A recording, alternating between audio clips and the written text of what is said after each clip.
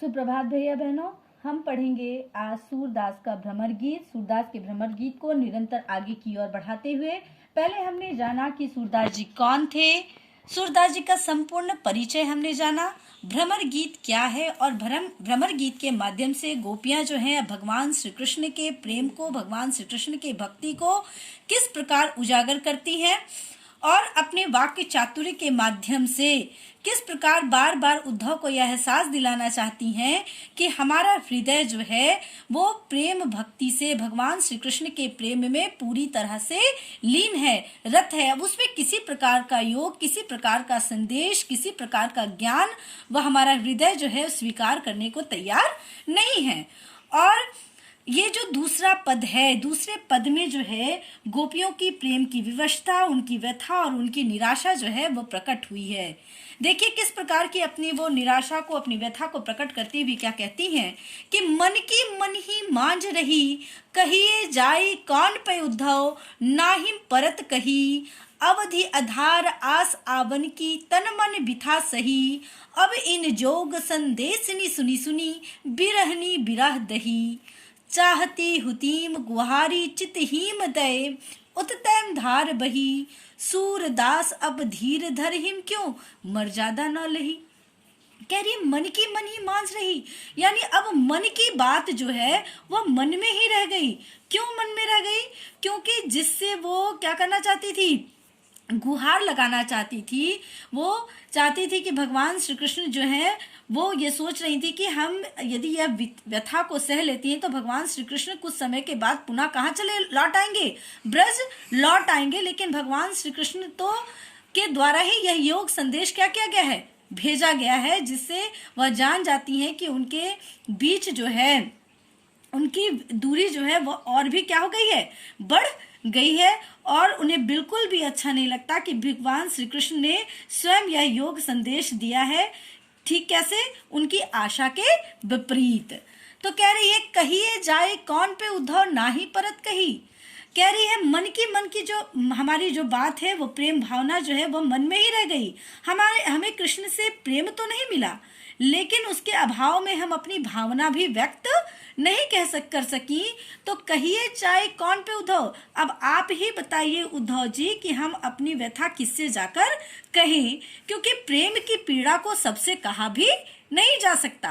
अवधि आधार आस आवन की, तन मन भी था सही, तन मन भी था सही। हमारे मन में जो वियोग की पीड़ा थी, हम यह सोचकर सह रही थी कि भगवान श्री कृष्ण जो हैं वो क्या होंगे, कुछ समय के बाद वापस लौट आएंगे। लेकिन जब उन्हें यह पता चलता है कि यह योग संदेश जो है स्वयं भगवान श्री कृष्ण के द्वारा भेजा गया है, तो उनकी विरह व्यथा जो है वह और भी क्या हो जाती है, बढ़ जाती है, क्योंकि यह संदेश जो था वो उनके आशा के विपरीत था। अब क्या कहती हैं कि अब इन जोग संदेश नी सुनी सुनी, बिरहनी बिरह दही, कि हे उद्धव जी, आपके इस योग संदेश को सुन सुनकर हमारी विरह की जो व्यथा है, हमारी जो पीड़ा है, हमारी वियोग की जो व्यथा है वह और भी क्या हो गई है, बढ़ गई है। जिस प्रकार आपका योग संदेश उसी प्रकार काम कर रहा है, जैसे जिस प्रकार आग में घी को डालने से आग और भी प्रज्वलित हो उठती है, उसी प्रकार हम पहले से ही विरह में क्या थी, लीन थी। हम पहले से ही दुखी थी और आपका ऊपर से ये आपका योग संदेश आना क्या है, हमारी विरह को और भी बढ़ा देना है। चाहती उती गुहारिन जितही तय, उततय धार बही।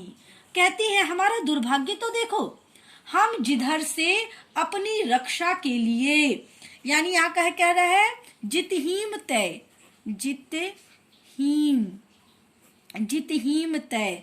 जितहीम तय मतलब क्या होता है, जहां से।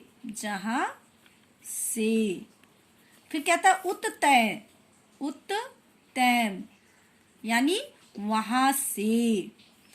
कह रही है कि हमारा दुर्भाग्य तो देखिए कि हम जिधर से अपनी रक्षा के लिए सहारा चाह रही थी, उधर से ही योग की ये साधना की जो धारा है वो क्या हो गई है, बह चली है। सूरदास अब धीर धरहिम क्यों मर्यादा न लही।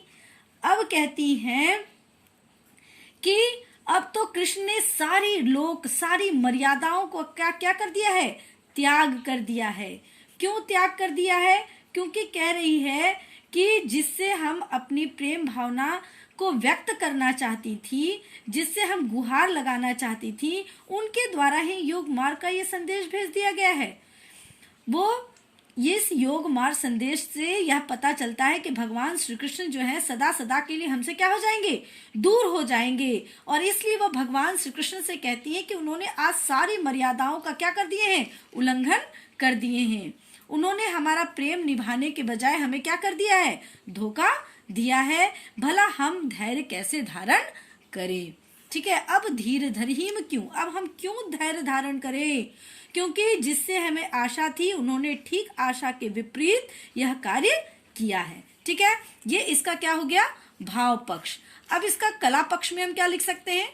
ये क्या था? भाव पक्ष। ठीक है, अब कला पक्ष में देखो, कला पक्ष में क्या लिखेंगे कि यहाँ बड़ा ही सुंदर ब्रज भाषा का क्या किया गया है? प्रयोग किया गया है। कौन सी भाषा का? ब्रज भाषा का प्रयोग किया गया है। दूसरा देखिए, यहाँ पर क्या है? भक्ति रस, भक्ति रस का प्रयोग है। यहाँ पर क्या है? भक्ति रस का प्रयोग किया गया है। तीसरा क्या है?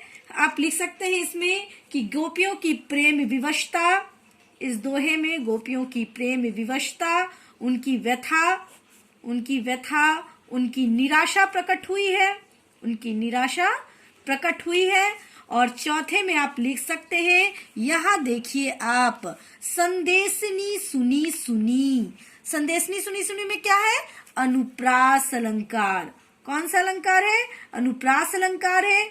क्यों? क्योंकि यहाँ स की आवृत्ति हुई है। फिर यहाँ देखिए विरहनी विरह दही में क्या है? यहाँ भी क्या है? अनुप्रास अलंकार का प्रयोग किया गया है।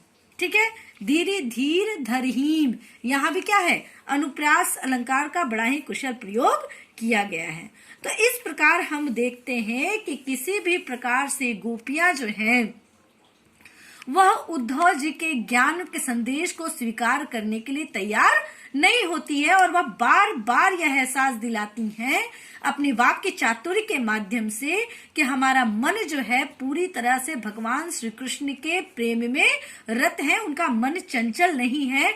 जो आज इस प्रभु के चरणों में लीन है, तो कल दूसरे प्रभु के चरणों में लीन है। हमारा मन तो पूरी तरह से, हम मन और तन से भगवान श्री कृष्ण के प्रेम में, उनकी भक्ति में हमारा हृदय जो है वह पूरी तरह से रत है। अब अगला जो है, अगले पद जो है हम अगले वीडियो में देखेंगे। धन्यवाद।